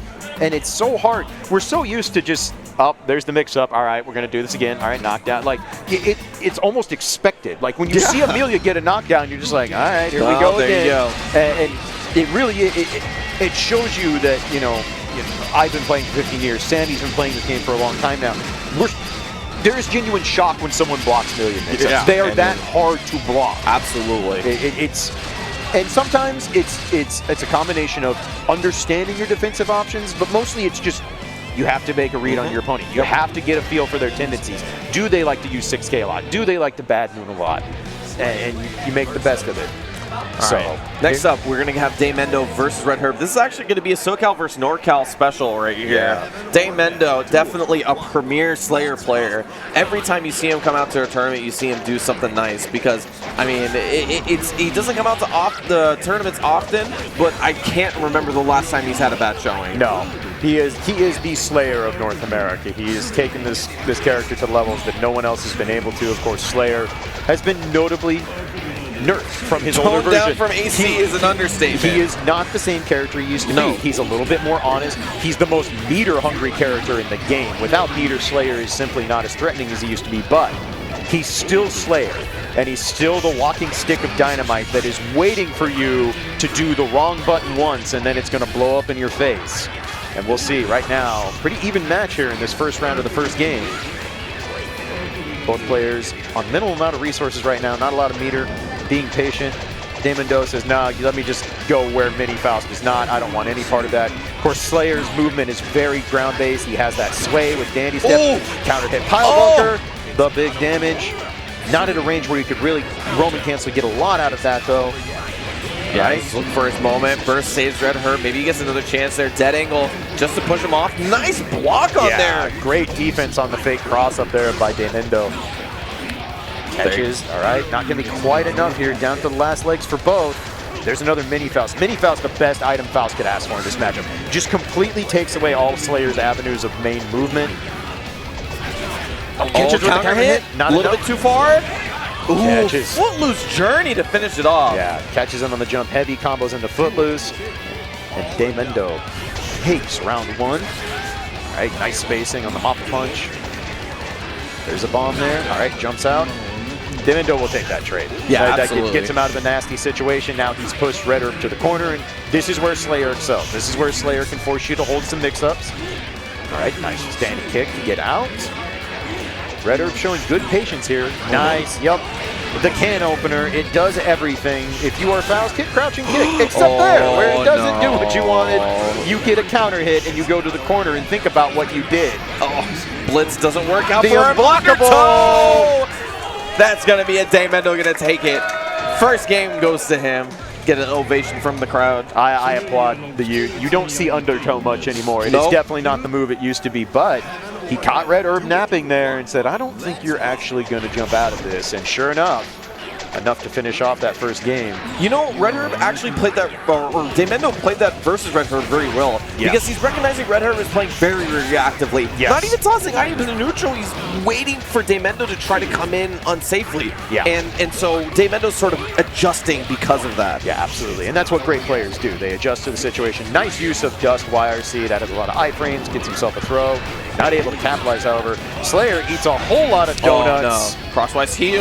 Yep. Internal wings to finish it off. daymendou set point. Yeah, very nice there. Just another one of those situations. Got him in the corner. Did not get an item that did anything for Red Herb. Yeah, but you see right there, he had a chance to toss an item. He decides to go in instead, control the space. Medium Faust definitely saves him. In the end, blocks him on top of the head. Combo, yes. Very nice. Woo, this is looking good. Ooh, just out of range for the command grab. Red Herb gets caught, but it's late. Decides to use his burst. Let's see. daymendou sitting on top of the oil slick, waiting his turn. Yep, very nice. Good patience there. Doesn't get hit by the hammer. Ooh, baits the burst out. Very nice. Not a great burst, but he's got a ton of meter. And the hammer comes out and says, I don't care about Paul Bunker. I'm just going to hit you in the knee. It's fine. Red Herb with a nice little bit of momentum here. Let's see if he can take this all the way back. Even this setup at one game apiece. All right. Nice grip there by daymendou. Oh, that definitely beats out the reversal dust. Yeah, 5D a great answer for things like Helter Skelter, but it's much better if you have the YRC meter to do it. Absolutely. In that case, got caught. Now Red Herb down to his last leg. Nice. Just walks up and grips him and then catches him with the low. Great adjustment there by daymendou, and he takes it 2-0. Moving on forward. Sort of what we expected from daymendou, right? Like, he's one of the better players we have in the United States, and that's largely because he comes from one of the best regions in the United States. NorCal has been amazing at Guilty Gear through GGXrd, and so I mean he's doing really well. So I'm pretty sure that it was winners qualifiers. I think so. I think we're getting to that point now in the pools where you're starting to see people getting out either in winners, and then we're getting down to the last bit of losers. Again, we are using the 3-out style system here at Combo Breaker 2019. 3 people out of each pool, 1 winner, 2 losers. Move on to create our top 48, which we'll see live here tomorrow afternoon after we finish up morning and early afternoon pools. Yeah, right. So, like it works before, so Red Herb actually also qualifying out of the pool, right? So the way that it works is that winners qualifiers matches, both the winner and the loser will get out of the pools, obviously winner and loser side, and then we'll find another loser from the losers bracket on the bottom end. Next up for you on the screen, we got a treat here, GC Yoshi versus MiniMatt. We're gonna have a Bedman versus Elphelt matchup. Yeah, this is this is the New Blood Xrd matchup. Characters unique to the Xrd system, and characters who both had a lot of time in the spotlight. Of course, Bedman notably just changed. And changed. How you want to feel about that is probably depending on whether or not you actually played Bedman, but he is definitely a very different character to his original iteration. Elphelt also has gotten a lot of changes. The difference is that it ain't been enough. His character is still oppressive as all hell. Absurdly oppressive. She's one of the characters in Hotashi put it to me the best. Imagine that there's a character like Dhalsim, but instead of having a button like stand heavy punch, she has a gun. That's really what it is. She has a stand heavy punch that just goes wherever it can on the screen. It's absolutely accurate. So, lots of screen pollution in this matchup. Of course, GC Yoshi going to be using Bedman's Deja Vu symbols. Oh yeah, that's one of the things is that you guys, we in general, everybody sleeps on Bedman. Yes. But the thing is that GC Yoshi is just a phenomenal player. Absolutely. And he makes his character look way better than he actually is. Yeah, definitely. Of course, Elphelt's going to want to get those Pine Barrier grenades out, use those guns to her content to try and maintain spacing. Nice blitz. Charges it all the way so he doesn't get re-blitzed, but not really able to get anything out of that situation. Nice use of Bedman's 8-way air movement, but jump, dust, YRC, one of the best neutral tools in all of Guilty Gear. It's a healthy life lead here for GC Yoshi. He gets the air throw. This is able to control him in the corner. Nice use of the meter because he's just trying to make sure to control the angles that MiniMatt wants to get out from. And there it is. You see it right again. The air fireball able to take it for GC Yoshi. First round goes to him. Yeah, no need to be cute. No need to go in and take any risks there. You have that kind of life lead. You have a character that can play at that range. Just wait your turn. Eventually, they're forced to come to you. Very smart awareness there by GC Yoshi. But into the corner, and now the shotgun is out. This is where the real fun begins. Nice poke out by GC Yoshi. Very, very nice use there. Oh, there's the jump to, it crosses over though, so MiniMatt not able to get that full confirm. But the overhead runs up into the command grab, and here comes that shotgun damage. Should be able to score the full knockdown here. Yes, it does. Sets up the Pine Barrier. Nice use by GC Yoshi. Recognizing he could dash out, but he gets gripped right back into the corner. Opposite dead angle. Give me a little space. Let me get my Deja Vu symbols out. Yeah, but MiniMatt's trying to use this position to his advantage. Wants to keep GC Yoshi in the corner. He is a big body, so it's hard to get away from these situations. Yep, absolutely. Right now, shotgun, the oppressiveness going on right now. Down to his last legs. Puts him back in the corner again. Yeah, tough situation there. GC Yoshi with basically no meter. He was going to get chipped out. Couldn't burst. There was a shotgun slash there that crossed up, and it was so nice because it gave him the ability to keep him in the corner. Yeah, absolutely. So MiniMatt with a nice adjustment there, but early in this third round, GC Yoshi taking 60% right off the bat and already earns MiniMatt's burst.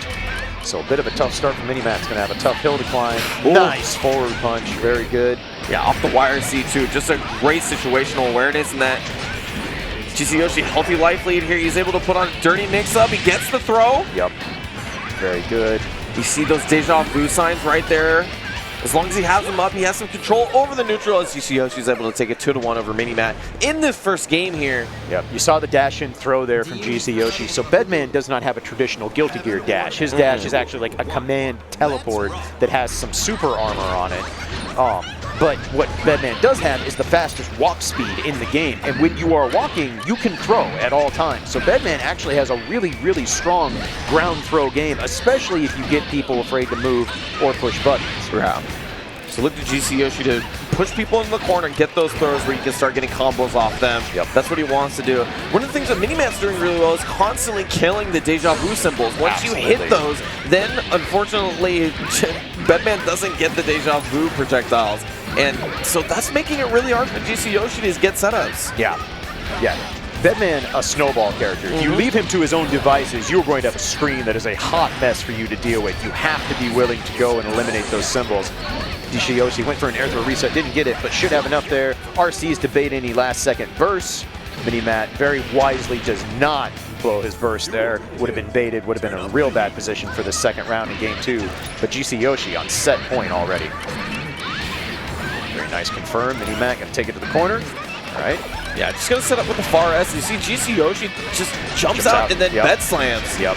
Nice blitz to get out of all that. Oh! The clash. Good spacing there by GCXrd. He says, I will have none of this blitz, sir. All right, there you go. To the corner. Let's see what MiniMatt can do with this. Jump dash YRC, I like it. That's been getting him a lot of mileage in this matchup. Like you said, Bedman has a big body. Jump dash YRC has a ridiculous hitbox, so very hard for Bedman to get around. All right, air fireball catches in, comes back. All right, slides under. Nice use there from MiniMatt. Should get a full setup here. Baits the dead angle. Does he have enough? RC. Yes, he will. Very nice confirm. MiniMatt pushes it back. And fantastic awareness of GCXrd's meter, recognizing that one of the best situations for him is the dead angle out of block stun. So MiniMatt baits it, he takes the round. Yep.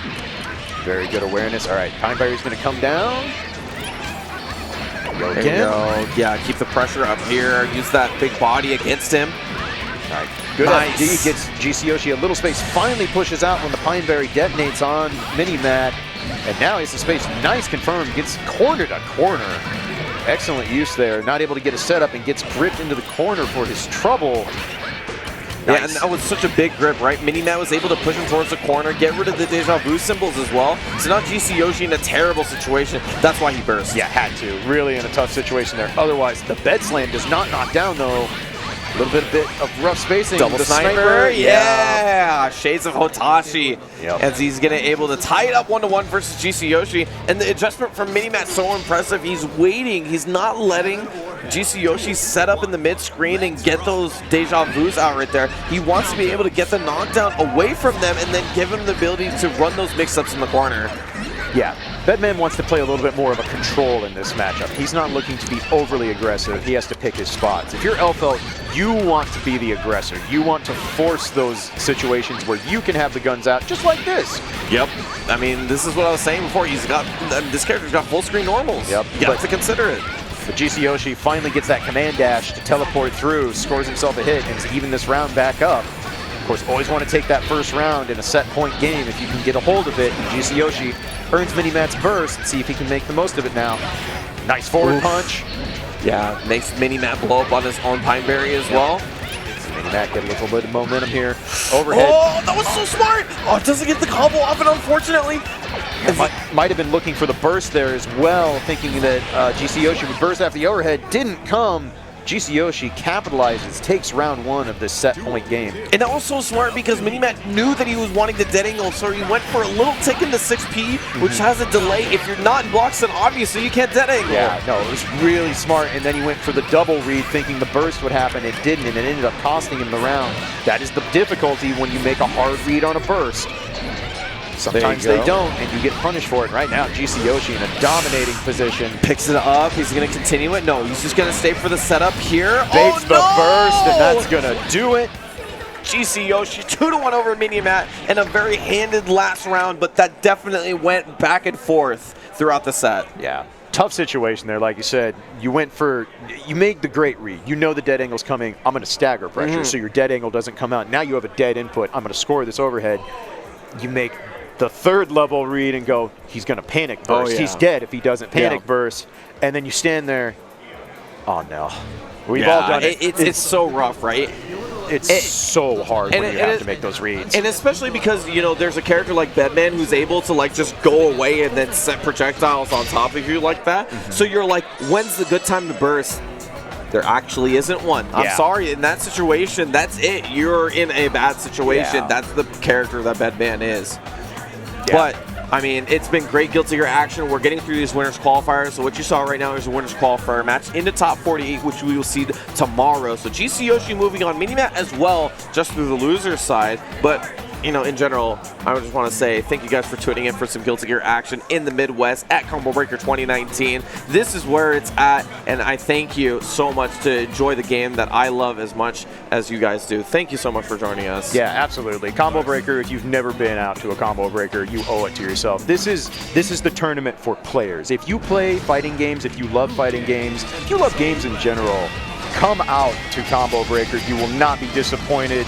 Everyone has an amazing time here. And speaking of an amazing time, we get an all-time classic Guilty Gear character matchup, and we get something even better that XrD has brought us a lot. Yeah. We get the old guard versus the new. Something that is so fun to see. A Midwest veteran, as we talked about, blackSNAKE Prucha with his Venom, and of course Deb, who has become the premier North American Soul Badguy player. Yeah, and the thing is that Canada has been developing themselves as one of the strongest regions in Guilty Gear. Between Deb and Peppery, they are two of the strongest players in North America in general, and you have to consider them. You have to talk about it. We can no longer say the United States when we refer to the West. We have to say North America. Absolutely. Because the Canadians have come out to play. Yes, very much so. And right now, Deb not able to confirm there. Prucha catches him with the jumping, or the stand does. Very nice. Gets that knockdown into the setup. And this is exactly how blackSNAKE's going to want to play this matchup. Venom wants control, and control at very specific spacing, because while Venom has awesome stagger pressure, not able to get the full confirm, baits the the Volcanic Viper Roman cancel. Very nice defense by Prucha. There's the forward punch. One of the greatest normals ever contrived in a fighting game. Whoever thought of that one thought about something special, because 6P, definitely big work there for a character like Venom. And all I want to say real quick is that one of the things is that Deb's, one of his partners that he plays with is the other Canadian, Peppery Splash, who is a Venom player now. Yep. But blackSNAKE is a different type of Venom player, right? He doesn't play like the XrD Venom. He's playing an old school style, a more normal and screen pollution style. So Deb kind of struggling with that adjustment. Yeah, and blackSNAKE showing you the flashy Venom combos. Deb with a nice blitz into a grip to get out. Can he make the most of this? Down a ton of life. Of course, Badguy can come back, but not right now. 2-0 for blackSNAKE. Yeah, that was dominating. And like you said, it's like we said earlier. Yeah. Five Venoms in a row, 5 different characters you watch get played. And so right now, in Deb's mind, he's going, I know this matchup. I play Pepper all the time. Right. I've learned a lot. Peppery Venom is not blackSNAKE Venom, and that is not to say one is better or worse than the other. They are 2 different characters. This is essentially like fighting 2 different characters right now. Absolutely, and when we say this character is malleable, this is what we mean. Yes. This is the character, this is blackSNAKE's development of the character. There's a nice catch on the tech with the forward punch. Burst, Dark Angel, and Grand Viper's that was so under smart! That was so smart! Right into the projectile! I don't care about your reversal! That was an amazing play there by Deb, but he does end up getting gripped. Oh, but blackSNAKE drops the combo, gets tossed in the corner, the blitz! Oh no, nothing afterwards as Deb's keeping him in the pressure of the corner. He's got the meter, worried about the dangle. There it is right there. Yep. Wow, that was not a safe jump, but Deb did not reversal out of it. blackSNAKE might be preying on Deb's patience just a little bit, saying, I don't think you'll reversal here, and sure enough, he did not. There you go. Yeah, I catch him trying to do something. That's one of the things what we say about Deb, right? He's not one of those players who just likes to go balls to the wall. He actually likes to think about and down back and wait for his moment. blackSNAKE's kind of taking advantage of that, right? Yeah. He's playing a little bit more aggressive than he normally does because he knows he's playing the matchup versus the player. Yeah, very nice there by blackSNAKE, though. Tried to go for the rejump, got hit by Deb's stand kick. Very nice option select that was going to beat either a jump or the teleport behind him. Roman cancels, gets the knockdown. Very nice. All right, blackSNAKE going to have to hold this pressure right now. Deb has made the adjustment. Oh no, that risk is up. It was able to finish it off, but he dropped the combo. Gonna give blackSNAKE another chance. All right, catches that stand dust this time, blocks it, and catches him with the fat. Yep. Deb with a massive adjustment, evens the setup once apiece. Now, does blackSNAKE have the readjustment back? What does he do different? You can see on his face, he's like, what? Everything went so well. What happened? What changed? And that's welcome to the difficulty of tournament fighting games, Guilty Gear especially. Oh yeah. Can you readjust now, literally right now, in the middle of a set when you are trying to get out of pools and get in the top 48? Right now, Deb is mauling him. This is the brutality of Guilty Gear, right? This is a game that we've left that is a high-speed, high-action game that we've left in a 2 out of 3. Yeah. You have to learn how to adjust on the fly. Yep. It's such an important skill, and you're seeing it right here as these guys go back and forth. Deb grips the teleport very nice. Prucha had a nice mix-up there, but the air dash actually pushed him over Deb's head into the corner. Gets punished for it, and now Deb already on set point. Prucha still trying to find the answer. I feel like he's trying to go back. Oh, no. Here we go. This could decide this set right here. There it is. Nice run cancel on the mortal counter. Yep. Gets 50% in the instant. Yeah, big damage there for Deb, maximizing his confirm and danger time. Prucha on the back foot right now. Again, that adjustment has to come right here, right now. Gets gripped. And goes, finds the first wild throw of the set, and it connects, doing the burst save combo. Yep. Doesn't finish it though. All right. Prucha's last chance, has to make this count. Can't let Deb escape again, or he's not going to be able to survive. He is in the situation that he needs to be, right? He's gonna have the corner positioning. He's got Hellfire, so everything's going to do big damage. Waiting his turn, baiting out those reversals. Oh, he's trying to hit that ball right in front of him, but he hasn't been able to. Oh, Deb went for the air throw. Everybody whiffed. There's the sweep and catches. And Deb takes it 2-1. Prucha almost ran that back there at the end. That was an impressive adjustment. But the turning point of that match was that burst Dark Angel that Deb Grand Vipered That was so under sick. And he was just reaction. like, whatever, no big deal, ain't no problem, ain't no problem. He just goes underneath it. I'm sold. That's a huge turning point. If that burst Dark Angel gets Right. blacksNAKE out of the corner, now the momentum shifts back to him. Deb, suddenly you might be down to set point. That's a brutal place to be. So just a beautiful reaction there by Deb, and that literally turned the set on its head, ran it all the way back. So congrats to Deb, getting out in winners of that pool. Of course, Prucha not done. blackSNAKE will be moving on out of losers in the top 48. And right now, we have our final match for you of this pool action. And we have one of the most notorious American Guilty Gear players, BjornSonofBear, the premier Chipp player in the West. Has been running amok since XrD came out, and even before, but has really burst onto the scene with his Chipp play. Of course, won Frost and Faust in 2018. And had a strong showing there again this year. Yeah, and one of the things that I always say about Bears is that he has found himself his groove. Yes. He's found his mojo, because it was very obvious to everybody who was watching him in the sign days. We were all looking at him like, you're amazing, but you don't have that like X factor that takes you to the top. And there was a click. I can't tell you when it was. I can't tell you the exact moment, but there was a click and he found it, and as soon as he found it, it was like a switch flipped. Became one of those players that gets top 8 consistently to one of those players you have to fear to win the tournament every single time. And that's where he is right now. And he knows that. And you know why he knows that? Because he travels to almost every single AngryBlack World Tour event. He's the most traveled United States representative that we have so far. Doesn't have the ticket just yet, but you know he wants it.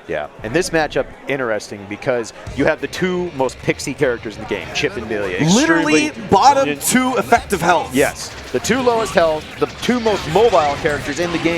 And believe it or not, a lot of Millia players will tell you this is one of their most hated matchups. Chipp is a problem for this character because of the way he wakes up, and because he's actually one of the only characters that Millia can't catch reliably. But Kayloud says, dear commentator, shut up and watch me win this first round because I'm in a dominating position. But of course, Bears always able to run those comebacks. Nice blitz there by Kayloud, though. Takes the corner, no tech. All right, smart by Bears, though. Kayloud looking for that tech to grip. It only takes 1 hit, though. It only takes 1 knockdown for Bears to start running it back. And it's only a couple combos. Again, these characters don't have health. They have no defense. The damage will be high, especially on a counter hit. See where the mix-up is, and catches him on the double air dash back. Kayloud with the first round. Never a solid knockdown for Bears. You know, at the end there, he wasn't able to actually set up some good Chipp Oki. Kayloud just scrambling constantly, making it difficult for Bears. Nice backdash out by Bears. Finally gets out of that mid-screen Millia Oki, but gets blitzed again. Right now, not doing that blitz-safe mix-up that Chipp has access to in Secret Garden. Very nice. That was awesome. Was that matchup knowledge or what? That was disgusting. Most characters do not have a way out of that mix-up. Bears pokes with stand kick and Alpha Blade's out, and now he has Kayloud in the corner. Can he make the most of it? Here comes that Chipp mix-up, catches on the low, does not make the burst, however. Here we go. The Beta Blade goes up and gets him. It drops. Gets the throw. Kayloud, wasn't able to combo off it. Was thinking about the burst there. As most of this mortal situation goes undone, Bears was able to take advantage afterwards, ties it up 1-1. Pretty tame danger time for two heavy momentum characters. Definitely. Kayloud definitely had a chance to finish that on that drop, though, and close it out. Couldn't get that final mix-up, and now Bears smells blood. Nice grip by Kayloud to see if he can make the most of this. Yep, catches him on the bad moon. Nice burst by Bears there. Yeah, good way to do it. That's not an easy place for Millia to bait.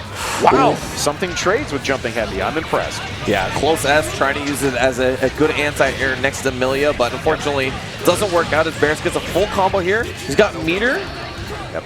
As soon as he gets a chance to do it, yeah, there it is right there. Yep. Classic XrD burst bait.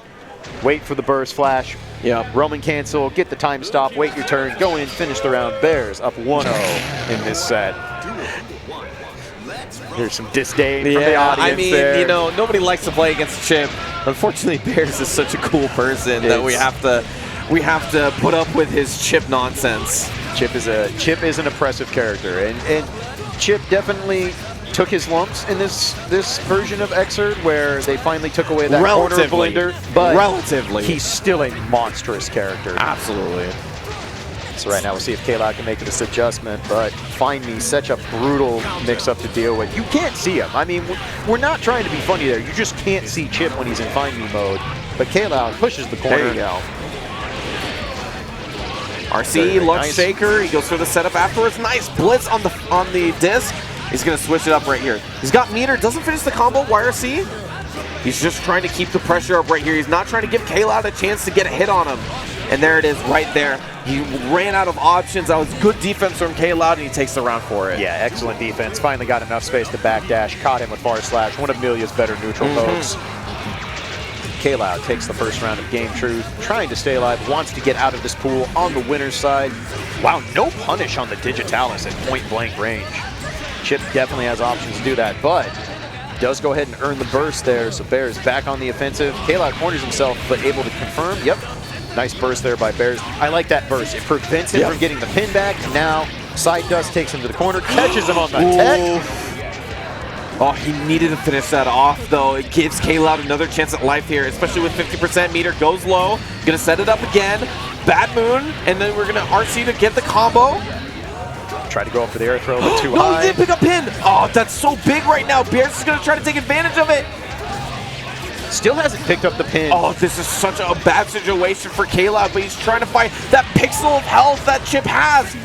Nice block on the jump heavy. Not down yet. Kayloud trying to push this to a third game and catches him on the jump heavy. Oh, man. That was such a scary situation because you know pin is one of the strongest options for Millia in the air, and without that, Bears just gets to roam freely. And so without that option, he was like, all right, well, I know that I can approach, and Kayloud playing resolute. He knew that getting that pin was going to be difficult, and he was able to tie it up 1-1 on the game count. Yeah, a little bit of a scramble there at the end. Kayloud finally able to get that evening game, and we go to the final game of this set, the final part of pools for today. Winner moves out on the winner's side, loser moves out as well, but they will be down to their last tournament life. And early in this third game, Bears the nice life lead, going to confirm off the jump punch, get a chunk of health. Turbo fall, just trying to find his way on the hit, but Bears getting really squirrely there. Nice read on the blitz as he goes low out of the empty jump, and Bears is at set point. Yeah, Kayloud was having a lot of success early in this set with that blitz, but that kind of comes back to bite him as Chipp with one of the best sweeps in the game. Nice counter hit on the ditch house, pokes him out of forward kick. Nice call out there from Bears. Run-ups and grips him. Bears on set point, trying to close this out. There's those jumping scrambles again. Again, these characters are squirrely. They are the two most mobile characters in the game. And here we go. The mix-up. And Kayloud trying to get somewhere. He is in Hellfire mode. We'll do extra damage now. Nice forward punch by Bears. Earns the burst. Kayloud down to no resources now. Disquires, he gets beat out by the jumping heavy, and Bears closes it out. Will move out of the D2 pool in winners. Kayloud will be going out in losers, moving on to top 48 tomorrow. And that, friends, is going to do it today for pool action here at Combo Breaker 2019. You have only gotten a taste of this tournament. Yep. 310 plus entrants here, and you still have 2 blocks of pools tomorrow, top 48 and top 16 still to come. The bloodbath hasn't even begun Not here even close. at St. Charles, Illinois. Yeah, and if you're enjoying the Guilty Gear action, please tune in for tomorrow because I guarantee it's going to be amazing. But regardless, I appreciate you guys for tuning in for the Guilty Gear now. This has been an amazing tournament so far, and I guarantee it's only going to continue and get even better. But that's it for Guilty Gear tonight, unfortunately. But fortunately for you, KOF Top 8 is going to happen right after this. Please don't go away. We're going to be right back with Combo Breaker 2019. See ya. Yeah, thank you so much. Have a good night.